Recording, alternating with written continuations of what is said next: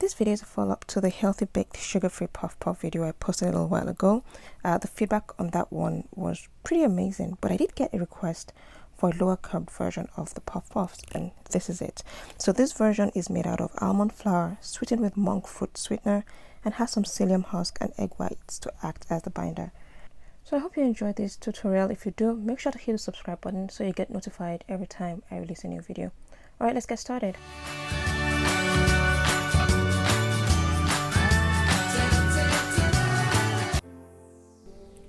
So let's start off by combining all the dry ingredients. So here you have the almond flour.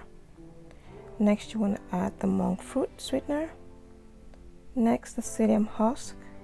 Then add your baking powder. You want to get all of that in there. Then add your yeast.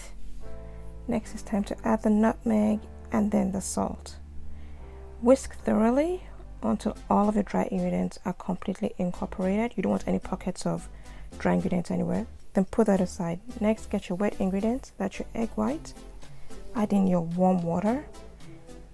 And then whisk thoroughly until the egg white and the water are completely dissolved or incorporated, where the egg white is completely dissolved in the water.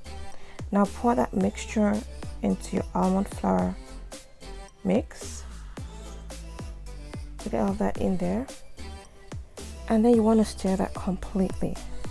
So stir that until all the dry and wet ingredients are completely combined. So just keep working it until you get everything in there. Next you want to add your butter, and remember it's at room temperature, so that way you can get it into the dough properly without any issues. So get all of that in there and then stir again with your fork, and just make sure you can get all of that in there as well. So if you're enjoying this tutorial, remember to subscribe and also hit the like button. I'd also appreciate if you commented below, let me know what you think about this tutorial. So keep mixing until all of the ingredients are well combined, and then you'll cover it with your plastic wrap and let it rest in your oven for about 45 minutes. Make sure to turn on the lights in the oven, but do not turn on the oven.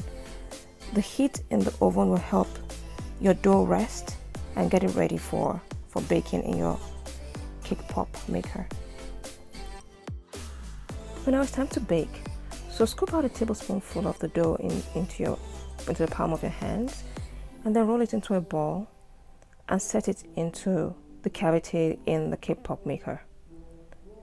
So because this dough isn't going to rise when you bake it, you need to make sure you have enough dough to fill the top and the bottom of the cavities in a cake pop maker.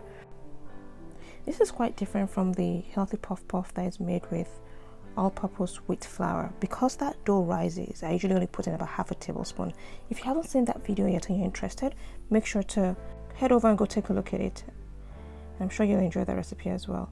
So alright, so back to this tutorial. Keep scooping out the doughs and making the balls, and then once you've filled up your cake pop maker, make sure you close it securely and let this bake for about 5 to 6 minutes before you take out the baked puff puffs.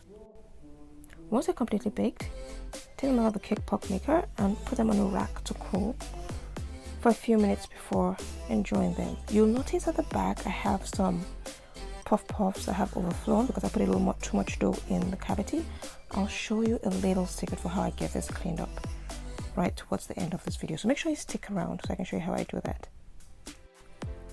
Alright, so I've taken all the puff puffs out of the cake pop maker now, and it's time to clean them. Very easy. All I do is trim off the edges with the scissors, and it's really as simple as that.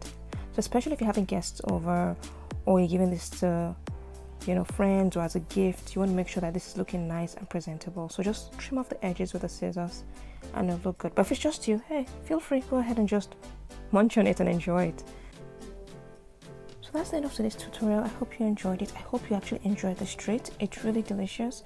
You can also up the sweetness of this treat if you like. Add a little monk fruit sweetener if you like, to make it a little sweeter if that's your thing. So I hope I see you again next week. You take care now.